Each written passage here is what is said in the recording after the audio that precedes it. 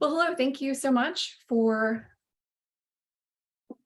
joining our webinar on Infrastructure Investment Jobs Act opportunities in Texas. My apologies for the pause. I wanted to make sure that I started the recording and that you all are actually in the webinar. Technology, you always have to take it with grace and double check a few things. So this webinar will introduce you on how government funding works and how it can help you, and then dig deeper into specifics of new funding opportunities with two great presenters that we have today. I'll introduce them in a moment. This is going to be very much objectives, our discussion of IIJA funding opportunities, ways to collaborate with other organizations, and how to prepare for the applications. So I want to talk a little bit about the organization that I'm a part of. It's a South Central Partnership for Energy Efficiency as a Resource. We're one of 6 regional energy efficiency organizations throughout the nation. We cover Texas and Oklahoma. Our work is really a wide breadth of policy, building codes, and also training with high performance buildings, and then a strong focus on local government and providing them resources.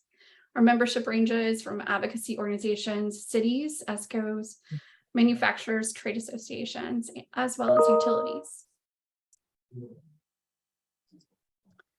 And then with this event is a part of the City Efficiency Leadership Council. For those of you who are less familiar with the program, the City Efficiency Leadership Council is a partnership program with the State Energy Conservation Office to support outreach and education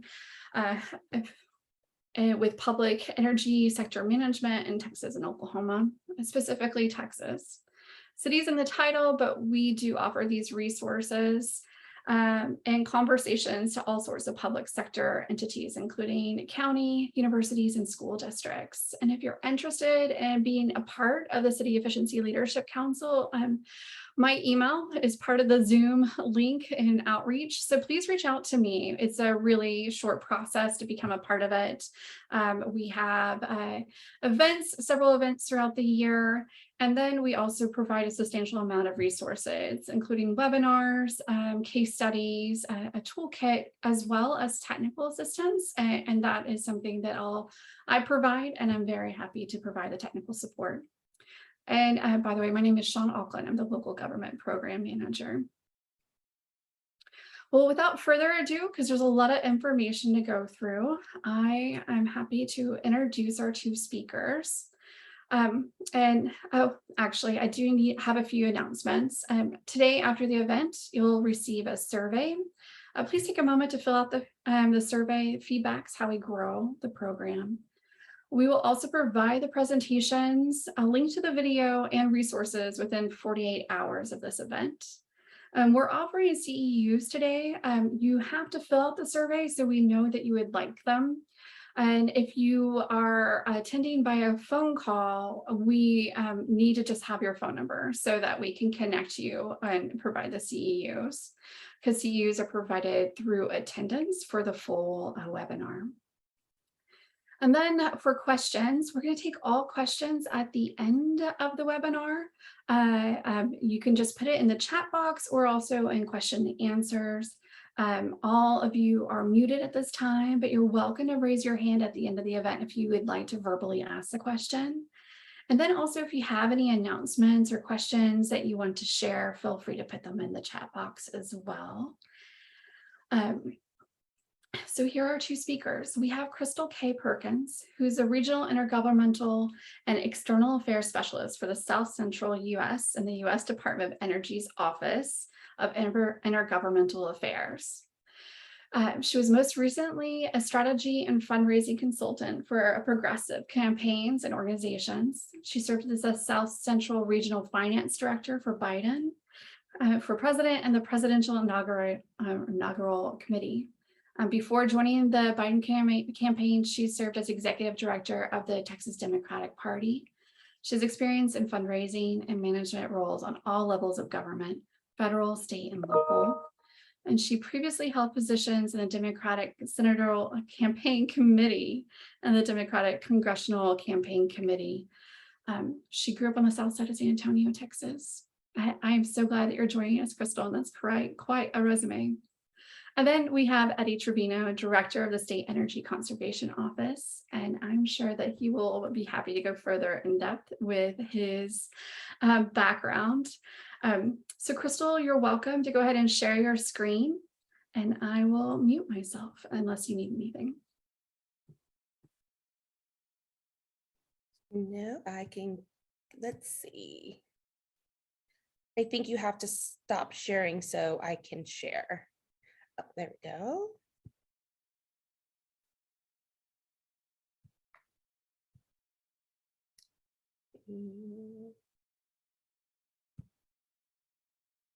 All right. Hi, everyone. Thank you so much for joining us today. I'm so happy to have you here to hear more about what's happening on the bipartisan infrastructure law. We are really excited about this opportunity for cities and states.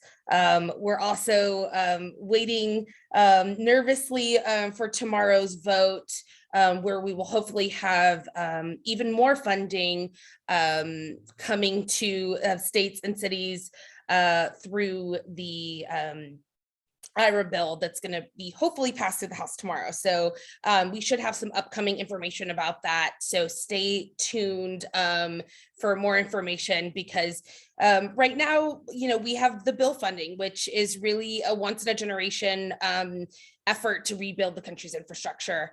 Unlike spending bills of the past, they focus on really short-term results. Bill is really looking long-term. How can we make meaningful change in our country for a long-term investment? Most of the programs will operate over a 5 to 10 year timeline to really provide government's ongoing support. And these are transformative projects for communities. We want to make sure that this money is really transforming local communities and our states. Right now, we're rolling out the $60 billion that Congress appropriated for the agency through the infrastructure law. It's going to be about $369 billion in the new law. A lot of those are in tax credits, really giving the incentives for industry to really make the changes to get us on a path to zero by 2050. So we're very excited and sitting on pins and needles for the vote tomorrow. This is some of the funding that's been coming out that you can see. There are all kinds of funding helping with all different kinds of technologies. You see we have carbon storage. So minerals is a huge problem for the US. We're really digging in on how we have those critical minerals. Direct air capture hubs.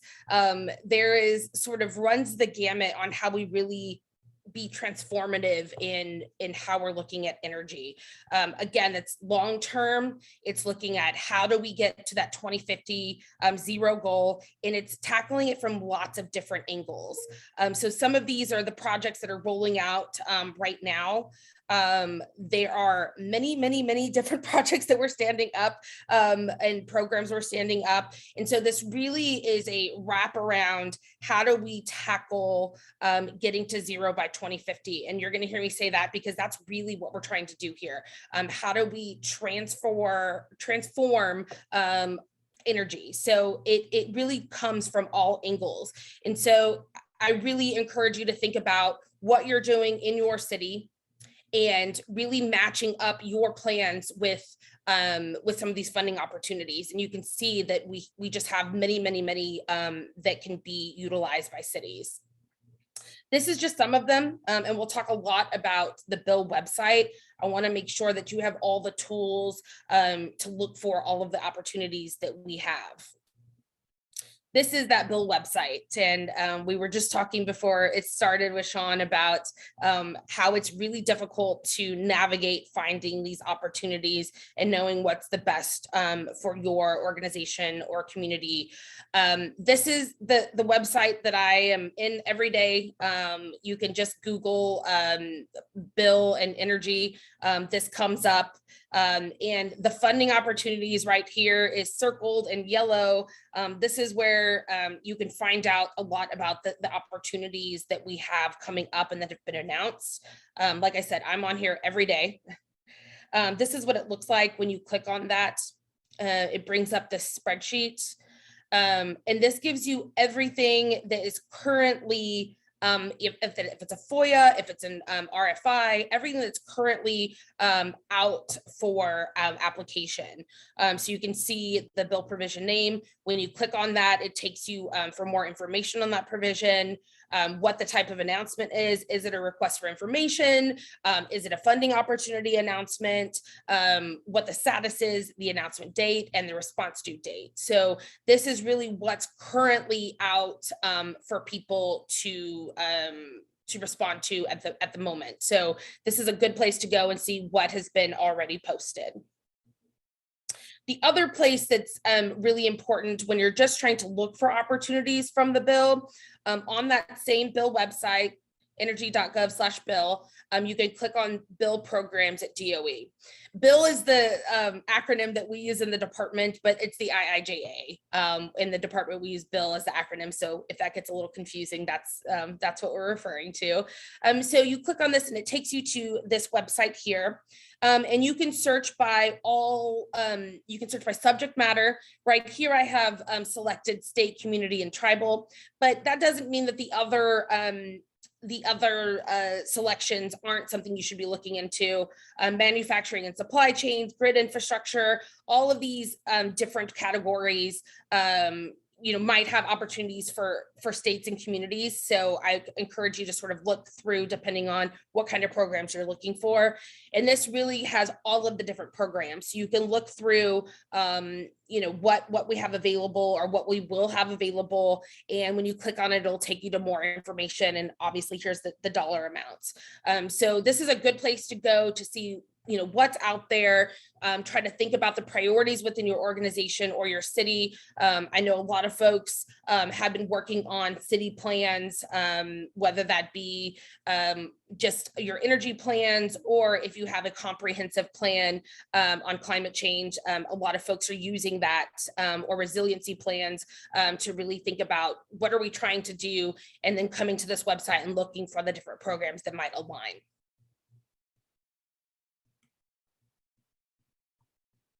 Right, it is not. Oh, there we go. I also encourage you to sign up here for email updates. There's lots of different newsletters that go out. This one is sort of the general box of announcements that are happening at the department. I would sign up there. And I will share my email address with you. I have a weekly, bi-weekly newsletter that goes out anytime I have, sort of a collection of new updates. I send out a newsletter, and that's really comprehensive. It gives you all of the different funding opportunities that have been announced. It gives events. We do a lot of webinars that explain a lot of these bill provisions. And so it gives all of those events that are coming up and how to sign up, news from the department. So it's really good to be on those lists and make sure that you're staying on top of the webinars and events that you can be a part of to really dig in on the different provisions, because it's confusing and there's a lot happening with these. So I really encourage you to sign up for this newsletter and my own to make sure that you have all of the resources to really cipher through the tremendous opportunity. The frequently asked questions is on there as well. That's a good resource on this bill website as well. These are some of the resources that I would share as well. We have a lot that the White House is putting out on the infrastructure bill and things that we've done within the department. I know there's a lot of folks from cities on here. The Mayor's Bill Guide, this is from a mayor organization where it's really like targeted to cities looking for opportunities we have, the White House has put out different things. And in my weekly newsletter, I add any sort of outside resources that have been built that I think are helpful for folks to be able to really hone in on the opportunities that are specific to their city. So I would encourage the folks that are in cities to look at that bill guide for cities, because I think it's a good way for you all to see what's really targeted to be helpful on a city level.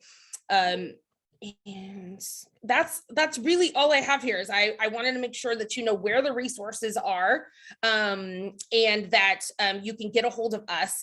I think the other good thing about, and I didn't really explain my position, but I'm the regional specialist, and so I cover Texas, Oklahoma, Louisiana, Arkansas, Missouri, and Kansas.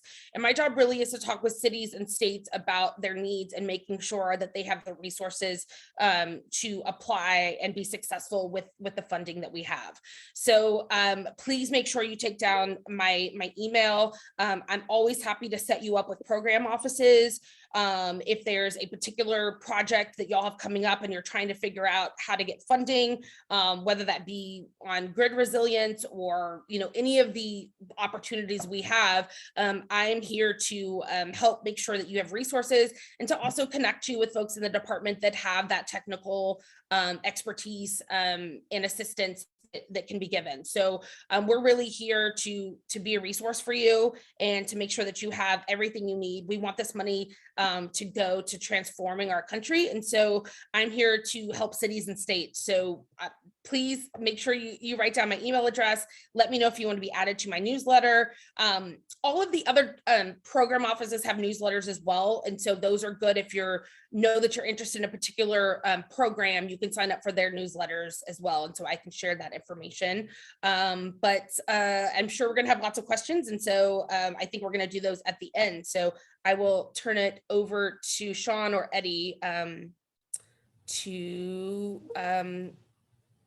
let me stop sharing here. Eddy, why don't you go ahead and share your screen and introduce yourself. Okay, I should be off now. Okay.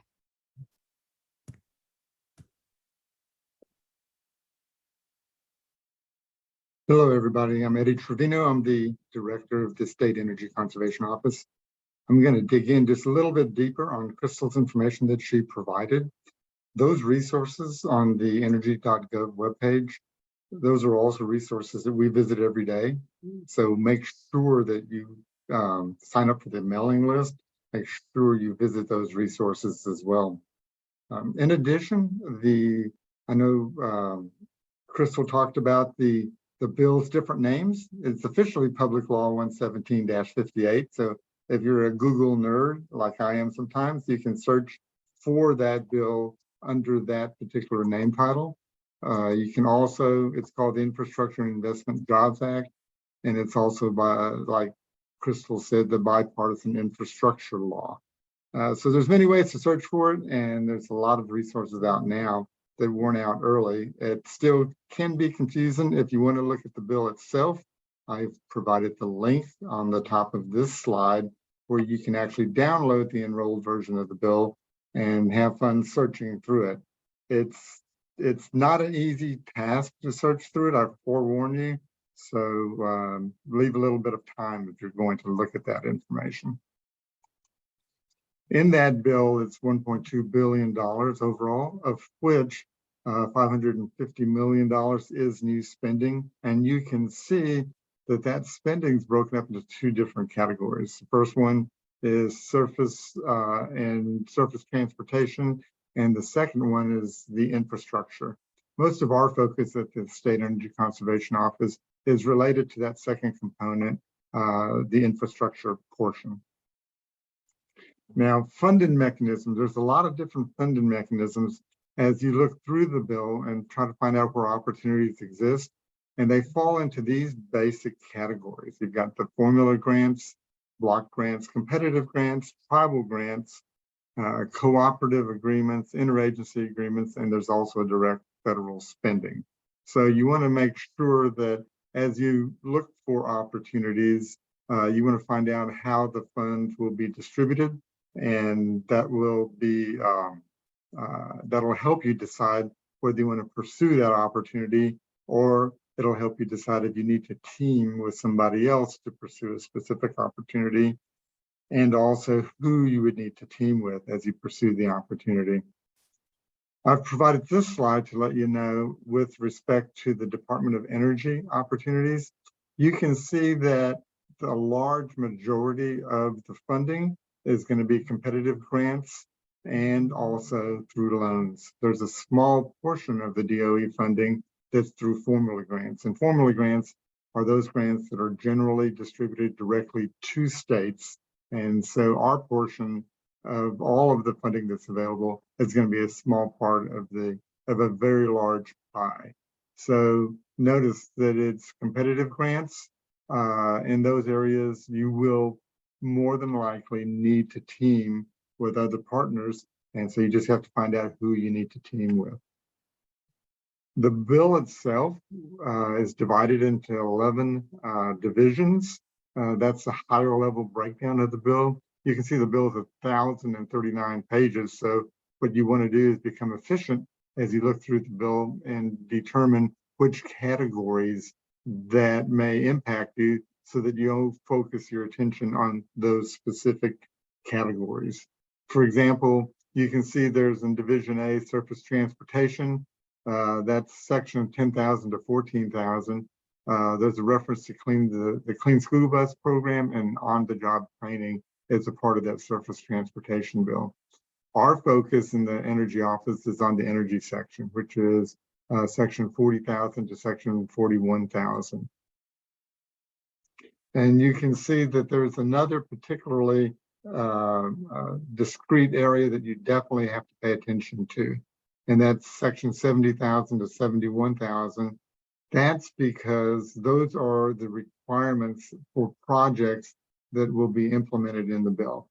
There's a Build America requirement, there's a Buy America requirement, there's a Made in America requirement. That's where you also see Davis-Bacon requirements. So those will impact your proposal, those will impact the projects themselves. So no matter what section you focus on, you have to focus on Division G because that's going to be a particularly important part of an overall project. Division J is focused on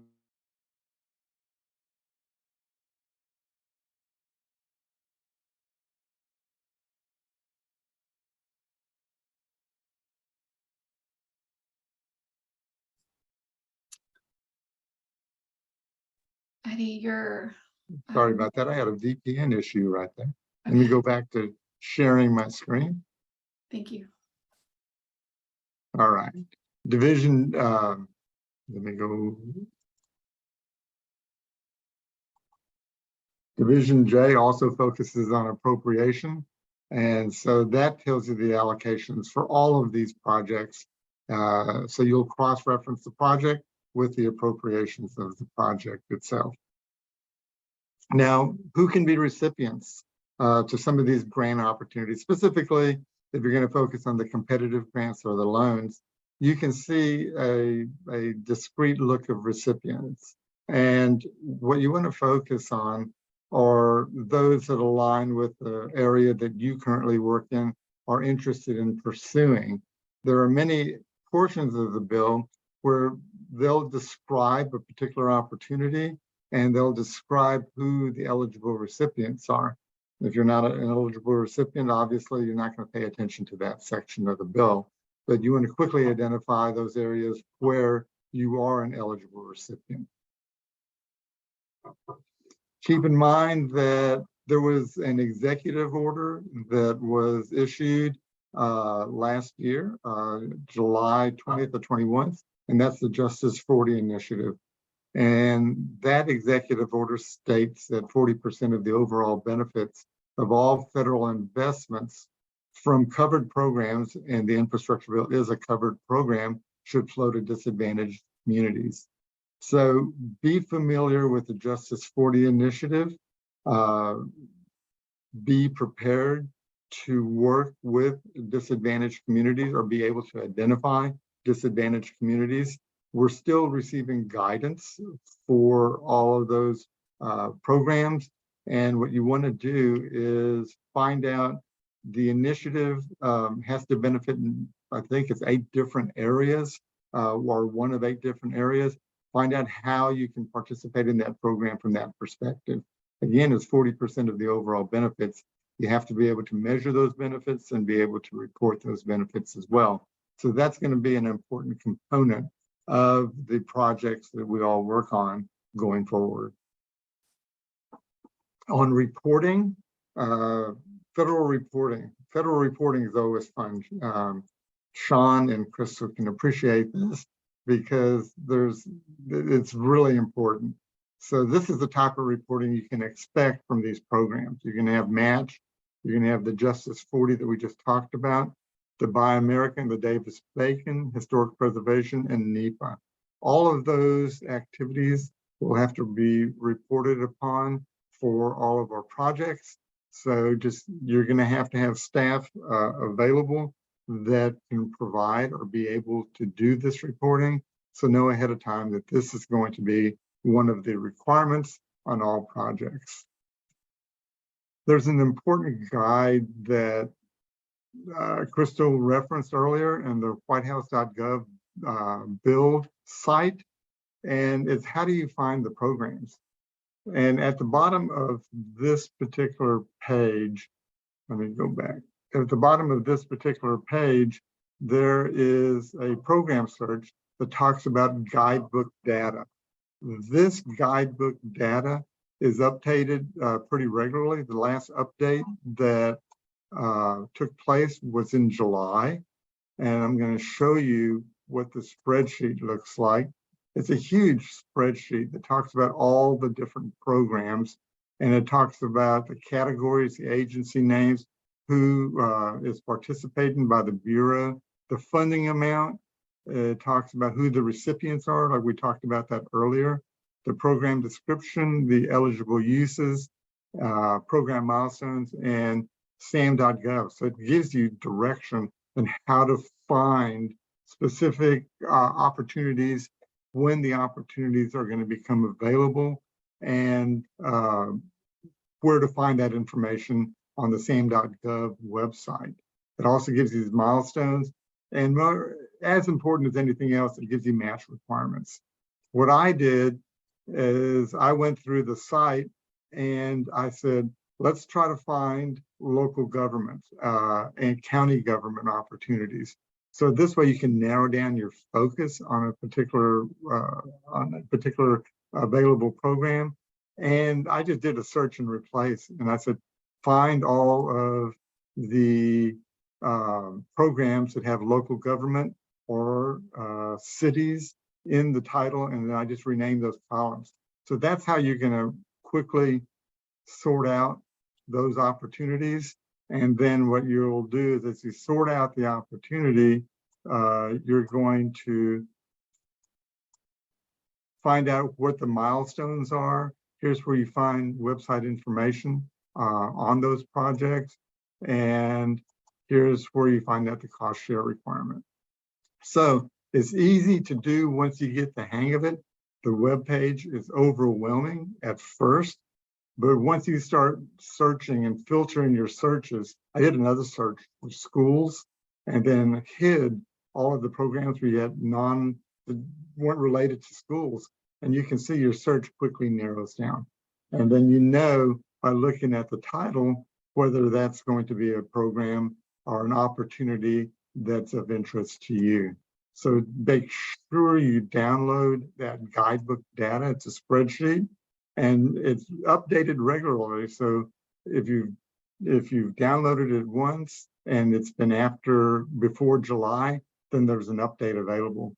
The importance of the update is you get the SAM.gov website links, and you also get the milestones. So you see projects that are coming down the pipeline that may be of interest. Now, when these projects are posted, they generally fall into 4 categories. You're going to see them posted as a request for information, and then it's followed by a notice of intent. Then it's followed by either a funding opportunity announcement If it's a state-funded or regulatory, state-funded activity where it's by formula, then that is posted through an ALRD, which is the Administrative and Legal Requirements document. Now, I thought initially that these went in sequential order, but that's not always the case. Sometimes you'll see the RFI and FOI combined. Sometimes you'll see the RFI and NOI combined, and sometimes you'll see the NOI and funding opportunity combined. So signing up for those mailing lists that Crystal mentioned earlier is really, really important, because everybody, the federal government's trying to get the dollars out. So that's why you see, in my opinion, some of these activities combined. So you just got to make sure that when you see an RFI, it doesn't mean you still got plenty of time, because sometimes you see the RFI and the FOA combined together, and you just got to be ready for that activity and ready to move. That's why identifying the opportunities, if they're competitive, identifying the teaming opportunities, now's the time to start identifying those teaming opportunities. For our office, like I said, we're in the Division D energy part of the bill. What we have is related to formula funding. And so you'll see that these are funds that will probably come through the state by formula, and they're going to be, at first we said, well, are they going to be distributed annually or at one time? They're going to be distributed annually. It'll be 1 year at a time. They won't give us all the funds at the same time. And part of our requirements is we have to include a contract to support electric transmission and distribution, and we have to provide updates to the energy security plan. And we're working with the Public Utility Commission to do that right now. There's another part of the program that's by formula, and it's the Energy Efficiency Revolving Loan Capitalization Program. And you can see that it's $100 million to all states plus $150 million to 15 states with the highest per capita emissions.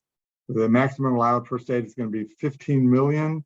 I initially estimated Texas would get around 10 million. It may be more, because we should be one of those 15 states with the highest per capita emissions. But we're waiting to see when the guidance comes out related to that program. It's a mandatory revolving loan program, and it also includes loan funds and loans for audits as well. You'll see that this is going to be an evergreen program, and that once in the loan bucket, only 25% of the revolving loan funds can be converted to a grant. And then payback's pretty good, because the payback's going to be the estimated useful life of the longest lived retrofit you're going to make, or 15 years. And 15 years is the maximum. So we're also going to receive guidance that to leverage private capital to the maximum extent as part of this loan program. There is a competitive training program that includes states where we'll have to partner with other entities, and that's for auditor training. And you'll see the maximum amount per state is $2 million. Then there's another competitive program called Cost-Effective Codes for Efficiency and Resilience. And you can see this can go up to, I'm estimating $2 million per year for up to 5 years. It can be used for public education, and you can see that the dollars or funding can also be used for installation of renewable features on government buildings. So that, and those are competitive opportunities as well. And then finally, there's the Energy Efficiency and Conservation Block Grant Program. There's going to be direct funding for a lot of local governments. But there's also a section that was cut out where it's 150 million to all states, and we will be working with smaller local governments and trying to help them through this particular block grant program. So there's going to be a lot of opportunities. A lot of it is going to be competitive. So you have to make sure that you have a workforce ready. If you've never done a federal FOA application, look at them ahead of time. They take time. You cannot wait to the last second. to put this program together and put all of the information together. So it does take a lot of time. There is an administrative cost of putting it together, and you have to plan ahead. So that's my word of caution to everybody as to participating in these programs. You got to have your ducks in a row, and you have to be ready to spend time with those applications at the federal level for the FOAs. You have my contact information showing right now. If you have supplemental questions or need clarification on anything, you're more than welcome to contact me. So Sean, that's the end of my presentation. Thank you so much, Eddy. It's a lot of great information. So those of you who are attending, please put some questions in the chat or the Q&A. And while we're waiting, I have a couple of questions for you all. With taking this time and the industry that you're in, what have you seen recently, kind of like a free kilowatt per se, that you think find it pretty exciting in the changing world of energy? Has there been anything that you've seen that kind of inspires you recently, or thinks, well, we're going in the right direction? Crystal, you want to go first? Of course. Sure. I think one of the things that's exciting for the state of Texas, so it doesn't sort of hit local governments yet, but will in the long run, is some of the earth shots that we're doing at the department. One we announced last year was the hydrogen earth shot. Hydrogen's about $5 to $6 a kilowatt right now. The earth shot is to try to get it down to $1 in the next 10 years. It's a huge opportunity for the state of Texas to transition away from oil and gas. And so there's a ton of funding around it. And there's a ton of folks who are really thinking about how they can transition from oil and gas into the hydrogen economy. There's $8 billion we're putting just in hydrogen hubs alone from the department. So I think these really audacious, big goals that the department is putting out, and then really providing the resources to do it, not just the money, but the technical assistance through the labs. And we have a hydrogen matchmaker tool where businesses, small and large, can figure out from feedstock to in-stock who can all be part of that hydrogen economy in the state. So I think it's really exciting for us to set goals and then really make a roadmap for how we get there.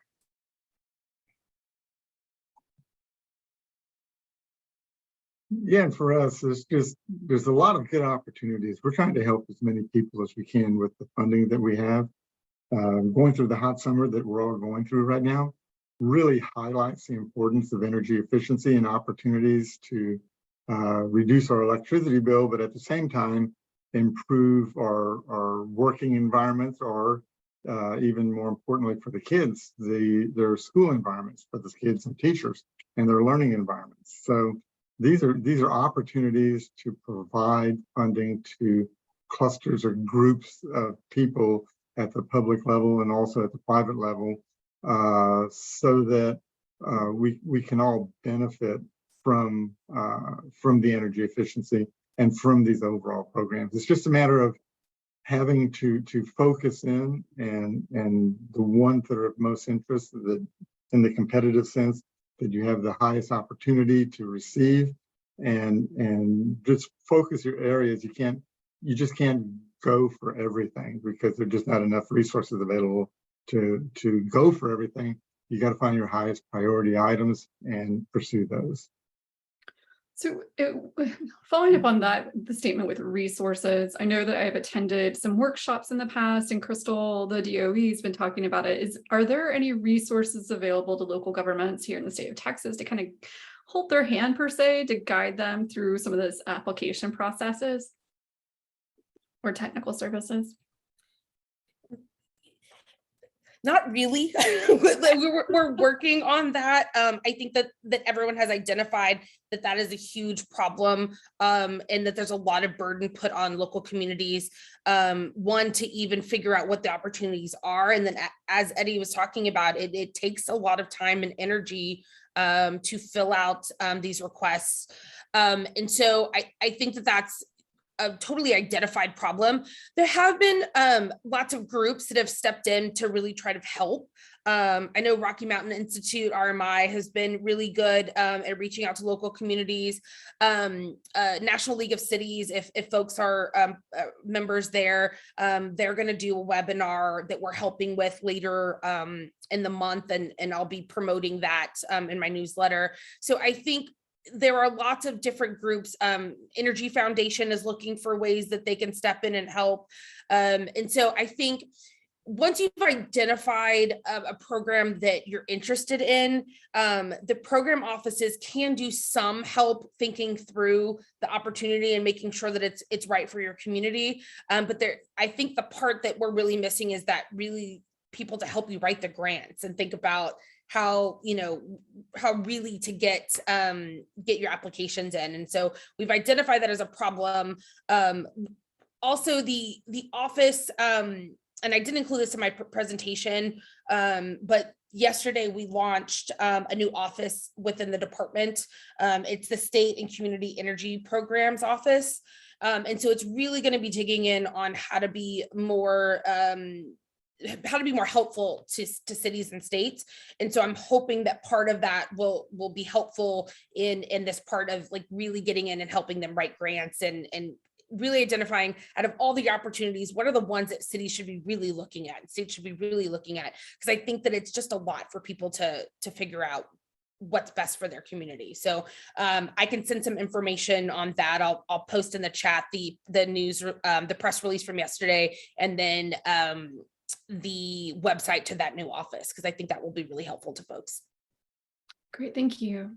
So we have a couple of questions that have come in. One is on the loan program. Eddy, do you feel that we will need any statutory changes for the ECO to be able to make loans or oversee loans that would go to private entities?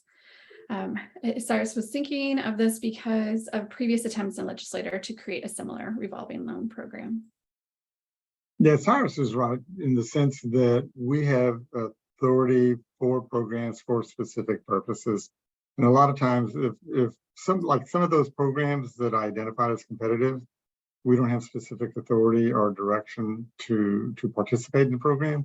So in those instances, what we have to do is we have to get a letter of authorization or a letter from the governor's office directing us to have that authority to receive those fundings for those purposes. Okay.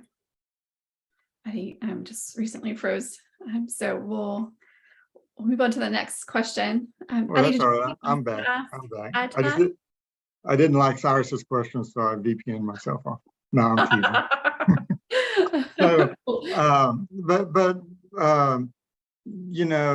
again, we're in a scenario where our office and the things that we do are by specific authority. And so if we don't have specific authority to do something, we just simply don't do it. And so that it falls into that category. As to how you interpret that, it's up to Cyrus. So he followed up, so either legislation or specific authorization from the governor. Yeah, I think so. I think that's right. Okay. And then the second question was regarding, and then I do want to add, Crystal, she added the link to some resources that she just mentioned. So the second question, in terms of resilient codes, when do we expect the application process to open up? Will CECO That's a good question. Yeah. Crystal, when are we going to get that information? No, that's the response we get because nobody knows. It opens up when it opens up, and just you have to be ready. Is that the appropriate response, Kristen? Okay. Yes, sir. And so will CECO be competing with others in Texas, or would CECO get the money and then work with third parties and individual cities? In those areas where there are competitive in nature, and it says that the state is one of the participants, we would probably be aligning with the other participants to pursue it if we pursued that particular competitive grant. So you could end up, if the other participants decided to cluster together and form their own team, you could end up with competitive, solicitations, more than one from a particular state. I don't think there's a limit that says that the state has to be a lead on this. I think it just says, there may be one that says that the state will align itself with other entities in that particular instance, then they're expecting one application.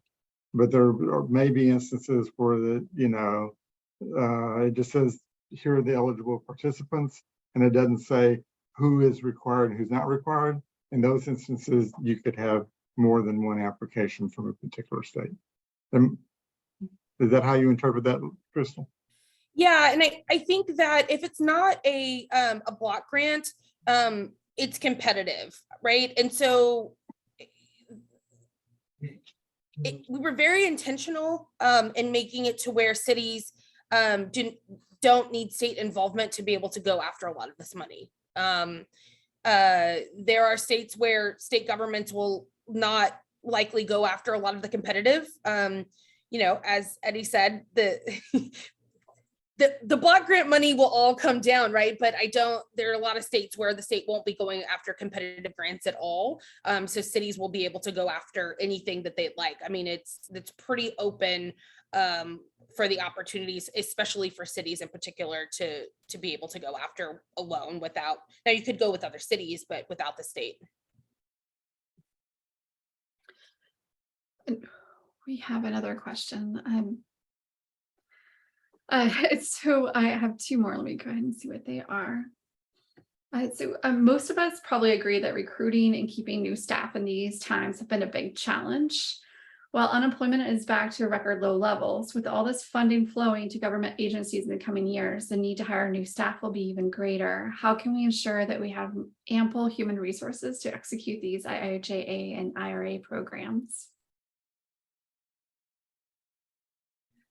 I mean, we can't, right? Yeah. It's a problem. I mean, I think that anyone who is running any kind of business or working anywhere in our economy right now understands that it's tough to find workers. We are through IIJA doing the energy core that we're training workers to be able to go out and do a lot of these jobs. So we are actively recruiting folks to train up for clean energy jobs.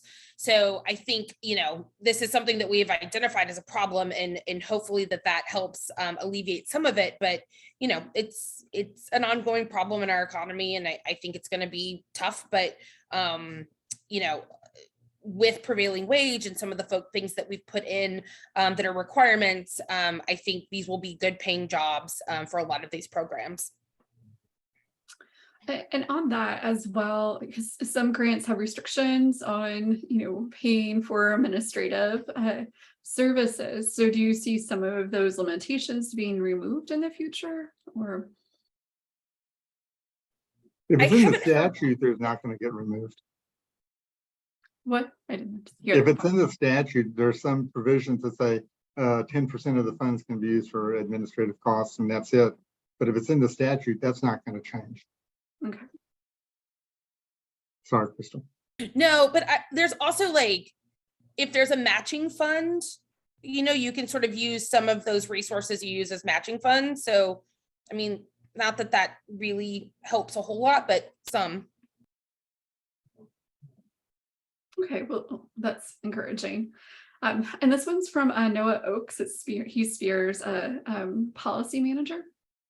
Several states have identified equity concerns relating to deferrals for homes that are in disrepair, but otherwise eligible for retrofit updates. What funding is available to address deferrals, or what policies can cities or the state pass to ensure residents won't be turned away?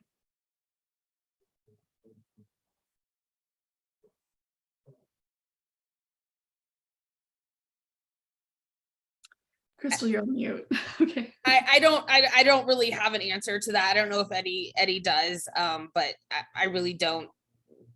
This has not come up in any of my work, and so I don't have really any insight into that. Okay. What about you, Eddy? Do you have any insight on this one? No. No. I think that his question comes from is some work with the weatherization. That a lot of times people are doing the weatherization programs, but you have a house that's in disrepair and they're approved to do some aspects of weatherization, maybe insulation in their attic, but then they have to fix their roof first. And so there starts becoming limitations, right? Because, you know, this has to be done first. And maybe that person doesn't actually have the funds to address the issues of their leak and their roof before they can have insulation and that weatherization program implemented. So that's actually come up quite a bit in some of our work groups. Well, you know that for the weatherization assistance program, that those duties are assigned to the Department of Housing and Community Affairs. And so they usually everything single family associated with weatherization goes through that office. So it's a good question. It's a better question for the Department of Health. Yes. Okay. Yeah, Housing and Community Affairs. Housing and Community. Let's see if we have any other questions. Do you all, before we close, have anything to add? I was curious, we do have a person on this webinar who's from a utility, from a small local utility. Is there anything that you've seen that is really great for our local utilities to kind of dive into, or you find this interesting? Well, the 40101D, Crystal, grid resilience, our favorite topic, is a huge, amount of funds for grid resilience.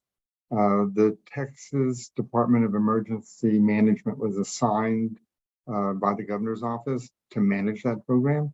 So if they have any questions related to grid resilience, I would, and I think there's an application that's due pretty soon here. I would be quickly in touch with that office to see if they need any assistance or if you have anything specific you want them to include in the application, to make sure that you talk to them with plenty of time. Wait until like I said, their application is going to take time to prepare, so you can't wait till the last second to talk to them. Yes, I was trying to look up how much Texas is getting for that program. I'll pull it up in a minute, but we also yesterday in that press release that I shared launched the grid deployment office. So it's a brand new office within DOE just to work on these issues. So I think it's particularly in Texas, we have some limitations that with the way we're set up that other states don't have. But there is a dedicated office now just to grid deployment. And so I think that office paired with a tremendous amount of money that we're putting towards states to help with reliability and resiliency. There's a lot of money in those particular buckets. Great, thank you. So we're going to use this time to go ahead and thank Eddy and Crystal. Thank you so much for your time today and sharing all your expertise and resources. I have definitely learned a lot today, and I hope that the attendees have as well. This webinar again will be placed on our YouTube channel. And Eddy, Crystal, is it okay to share your emails if somebody wants to reach out to you? Certainly. Please. Okay, great. So when I have the follow-up resources, I'll be sharing their emails as well. And here's some resources from Sphere. There's my contact information, and then the Sphere YouTube channel. We have all of our webinars located on this YouTube channel. Specifically, some interesting ones. Even we have some 5 and 5 where we've interviewed Senator Eckhart and also local sustainability officials. And then our upcoming events with CELC. So other webinars that we have, actually this month is fairly full. We have a webinar on workforce, growing a green workforce, and starting with high school students. And there's a great program coming out of San Antonio. We also have a webinar on specifically on case studies on what best management practices you can do in schools with those low-hanging fruit, a partnership with Schneider Electric. And then we have the end of this month, we'll have a roundtable with all our local governments showcasing our upcoming new programs for local governments and what we'll be doing in the coming year. And then with that, we have 5 minutes. If there's anything you, Crystal or Eddy, would like to say in closing before we end. Yeah, I just want to thank everyone for joining us today, and please reach out. I know it's overwhelming and there's a lot coming at cities and organizations for this money, but we're trying to have as many resources as possible for folks. Please sign up for my email list. I think that's a good place to start, and making sure that you stay on top of the different opportunities and events and webinars that we're putting out that can really be helpful to guide folks through the process. Another way to follow is if you have LinkedIn. The Department of Energy is really good about posting updates and activities through LinkedIn. If you're not following the Department of Energy for opportunities that are being released, you probably should, because that's where I always see it first. I usually see it there first and by email the second day. So this gives you an opportunity to really stay up to date. And with that, I also would like to put a plug in for the SPEAR LinkedIn profile. If you want to follow and see what's going on with the state of Texas regarding energy, please follow our LinkedIn as well. And then with the CELC, I have a newsletter, and so you can find out about what's going on with the state of Texas, upcoming webinars for the DOE, EPA, but also our partners, as well as several other resources. So please let us know, and the survey, you can sign up for it.